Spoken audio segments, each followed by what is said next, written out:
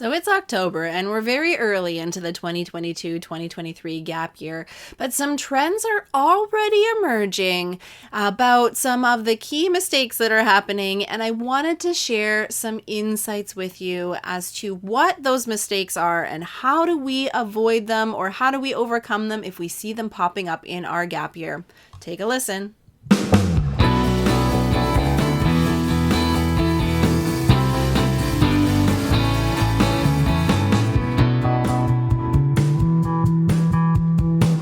Welcome to the Gap Year Podcast, where we explore the who, what, where, when, and why of gap years.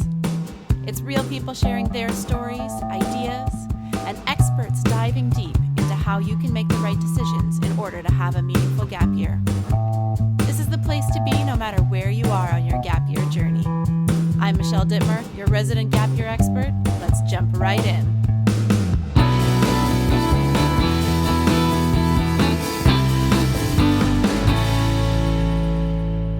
There and welcome to the Gap Year Podcast. My name is Michelle Dittmer and I am your host and Gap Year expert.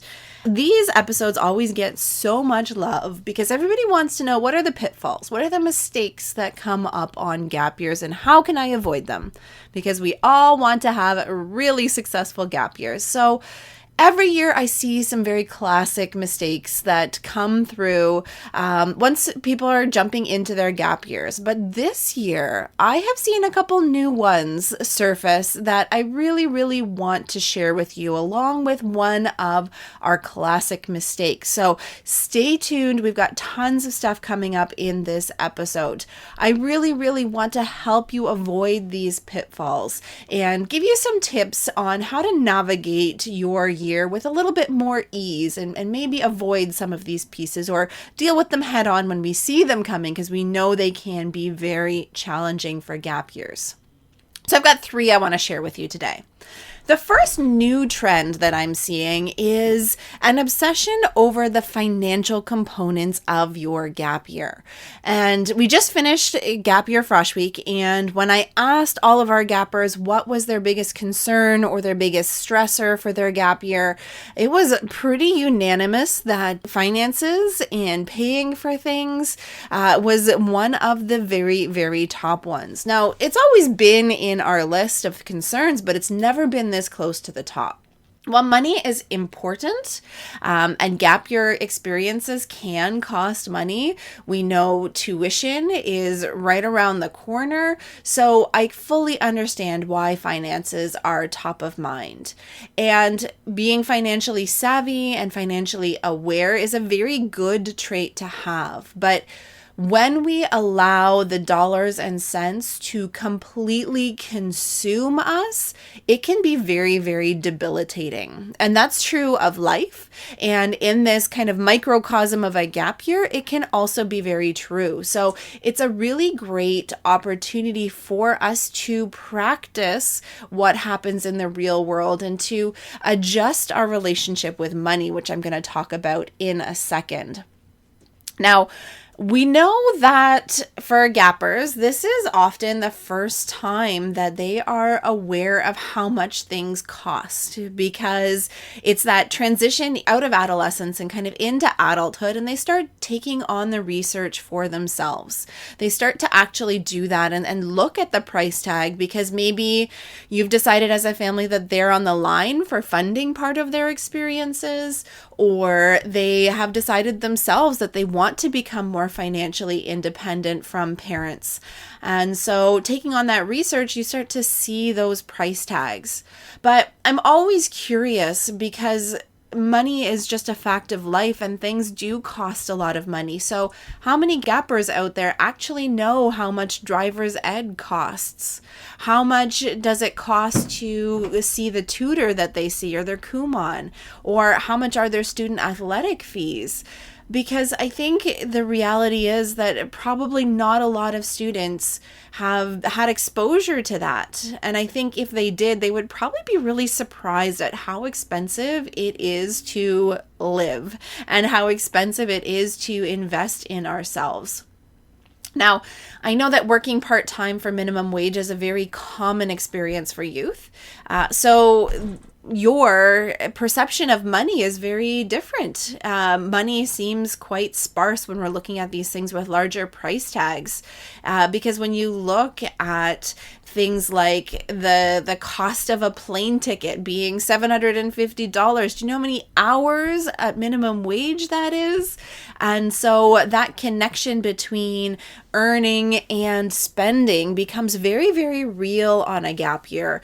And yet a year ago, that family trip to Florida at March break, they didn't even bat an eye at the fact that that plane ticket was almost $500, because it wasn't part of your reality when you're not thinking financially minded. And that shift happens on a gap year.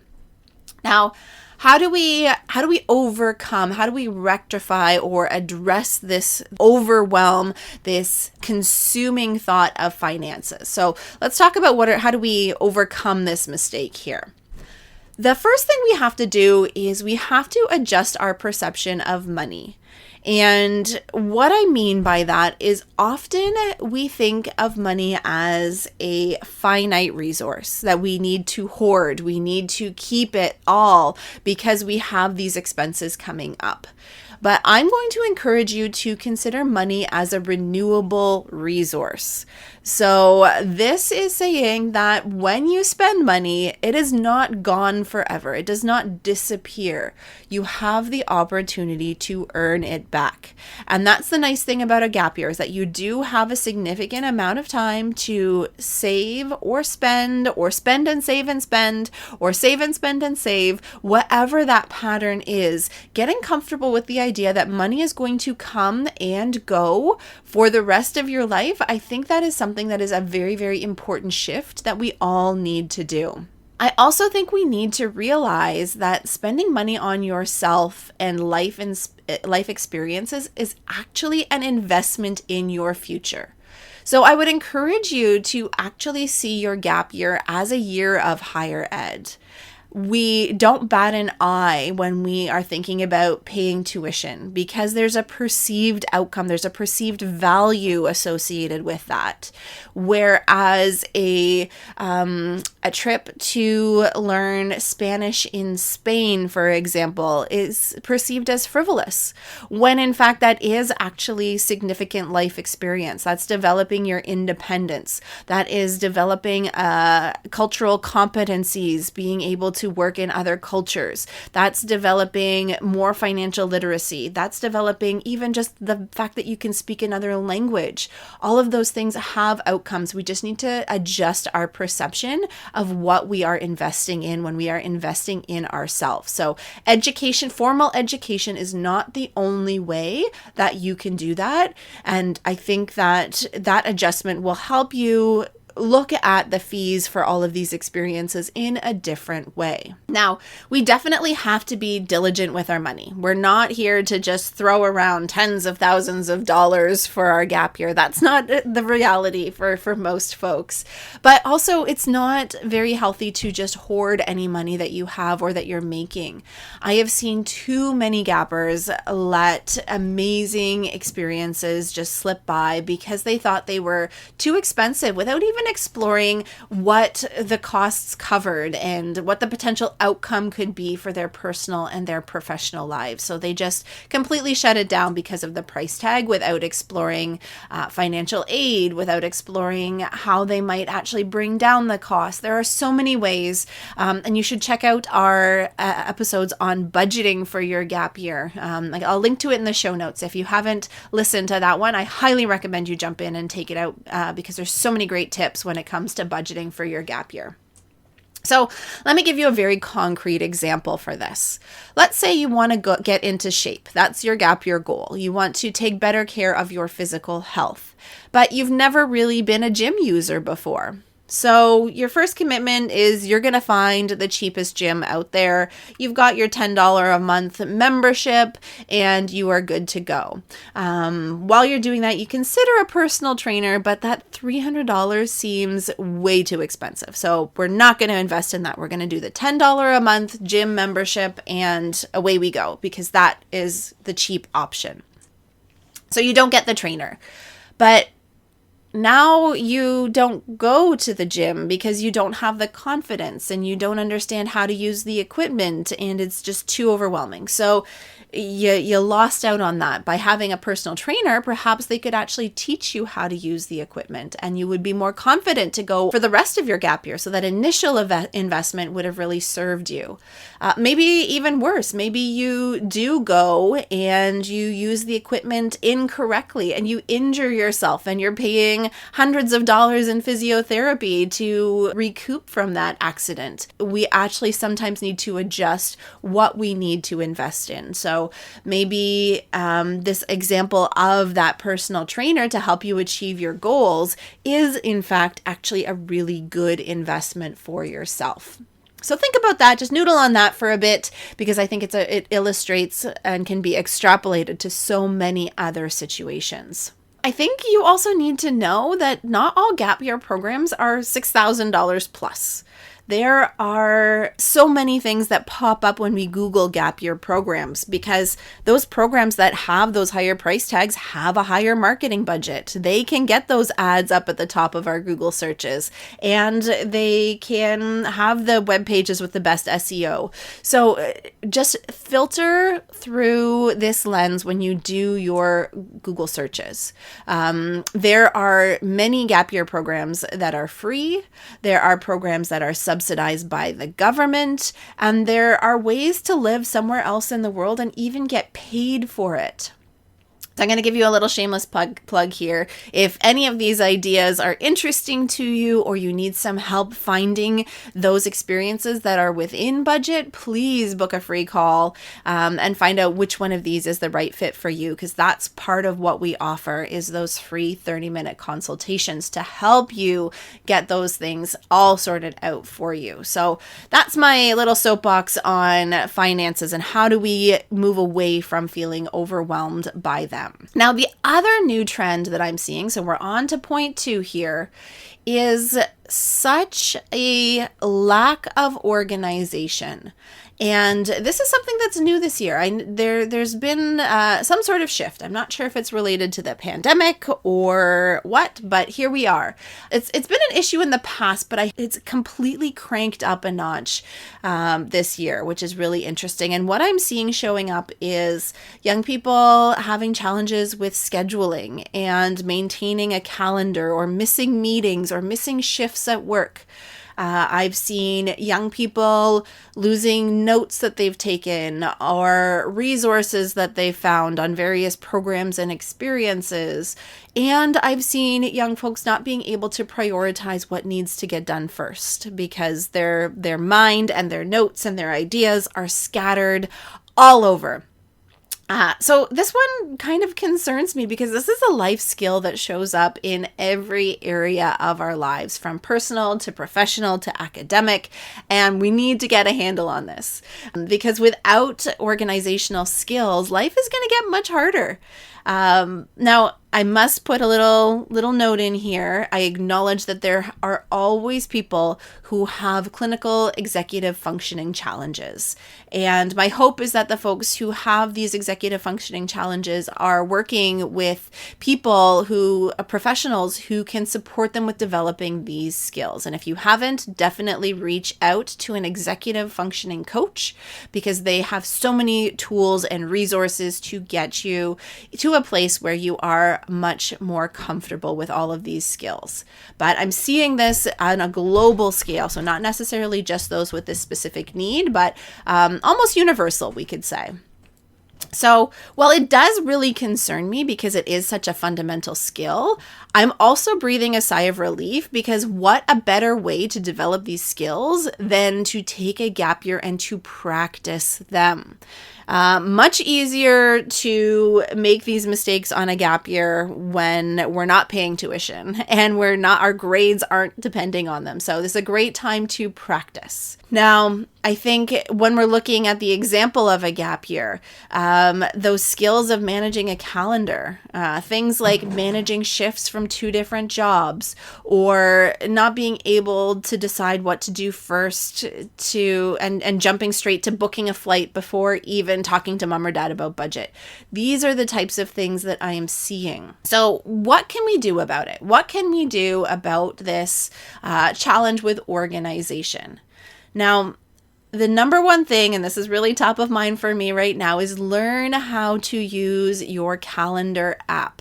Whether that is iCal, Google Calendar, an app on your phone, whatever it is, whatever you want to commit to, pick one and learn how to use it. I want you to jump on YouTube and watch a video or two. I want you to think of your most organized friend and give them a call and have them teach you. I think learning to use your calendar app will give you a power over your gap year. It will give you a sense of organization, and it will prevent you from missing shifts at work. It will prevent you from forgetting about special events like dates that you want to go on, or when you need to apply to university on your gap year, or that hackathon that you found in September but doesn't open until March and you really, really wanted to join it. Putting those things in your calendar will allow you to be able to not miss those experiences. It will also let you to pick your best gap year experiences that make sense for your plan. You don't want to book a trip to Australia over your cousin's wedding, and you just forgot that was happening. So putting these things into your calendar is going to be so helpful for you. Now, putting these things into your calendar will help you get organized, and that kind of leads into this idea of planning, and that leads into the final point I want to talk about. And this is a classic mistake. This classic mistake is all about indecision and sometimes due to overwhelm. So making decisions is a complicated and very challenging skill, especially when you haven't made a ton of kind of what people consider life-altering decisions. A lot of those bigger decisions. It's not just what am I going to wear today? What jeans do I want to buy? These are larger decisions. And being able to weigh all of the options, the pros and the cons, and to pick what's going to be the best decision for you is going to be very, very hard. And even more complicating on top of this, with access to infinite possibilities through Google, things can be very, very overwhelming because there are literally thousands of options of activities for your gap year. Now, this might not be the first time you've heard this, but I'm going to repeat it anyways because it is my mantra when it comes to decision making. So I hope you're listening. Here we go. There are no wrong decisions. You hear that? There are no wrong decisions, but there are also no right decisions. There are also no right decisions. The only mistake is to not make a decision. I'm going to say it again. There are no wrong decisions, but there are also no right decisions. The only mistake is not making a decision. And I see this happening all the time. I see young gappers not making decisions. Sometimes it's because they are completely overwhelmed and they just shut down. Sometimes it's because they are waiting for something better to come along. Sometimes they lack the confidence to make a decision. Sometimes fear is getting in the way. Maybe they don't want to get their hopes up only to be rejected like so many times during the pandemic. So all of these things are getting in the way of committing and making a decision. So gappers end up sitting at home or working way more than they thought they would because it's comfortable and easy, and that decision was already made, so they don't have to make another decision. But in this instance, they miss out on so many other opportunities that are there. So what can we do about this? What can we do about this challenge with decision making? And this is one of CanGap's superpowers. We can help connect you to a short list of activities, organizations, programs, experiences, whatever you're looking for that will fit with the goals that you want to accomplish on your gap year. So definitely book a call with us. It is free. We can help you narrow down those choices, and we can help you to articulate what you want to get out of it so that that choice becomes a lot easier for you. And we have tons of resources in our Gap Year Game Plan program, which would allow you to navigate through the Gap Year planning process and the decision-making process.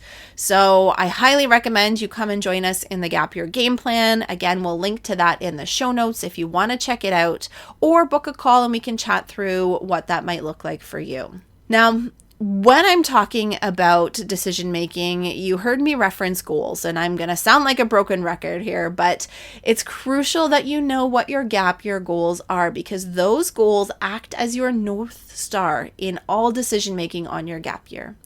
If you know where you're headed and what you want to get out of your gap year, that path becomes a lot clearer. It's a lot easier to see which is a yes and which is a no when we're evaluating all of those opportunities. Now, I must say, decision making is one of the age-old things where practice makes perfect. So practice making small commitments, getting comfortable with that. Maybe it's committing to a weekend camping trip somewhere, or booking a campus tour, or deciding to increase or decrease your hours at work, or signing up for a ballet class once a week, or joining a book club. All of those small decisions are great ways to gear up for those larger ones. Okay, so there you have it. We covered 3 of the mistakes I'm seeing in 2022 gap year. So number 1, it was obsessing over finances and remembering that we need to adjust our relationship with money and allow ourselves to find those opportunities that fit within our budget, because investing in ourselves is worth it. Mistake number 2 is lacking organization. And to overcome that, we need to be able to manage our calendars, be able to manage our ideas, put all of our things in one place. And the last one is that overwhelm in decision making. So practice with the small ones, narrow down your choices with the support of CanGap, and commit to something. Now, if you need a hand for overcoming any of these mistakes, if you see them popping up in your gap year, that's what we're here for. Our website has tons of great resources for free for you to download. Just a reminder, we are a nonprofit, and we have those resources for parents. We have them for gappers. We have them for educators. So definitely head to the website and see what we've got there. The fastest route to getting your answers is to book a call with us so we can help you on your journey. We can pick the exact resources that are going to support you. We can look at the exact opportunities that might lie in front of you and help you to overcome any of these 3 big mistakes that we're seeing in 2022. So there you have it. Those are the top 3 mistakes, and I hope this was helpful to help you overcome them and to head on to your gap year with a little bit more confidence. So thanks for joining me, and until next time, keep on adventuring.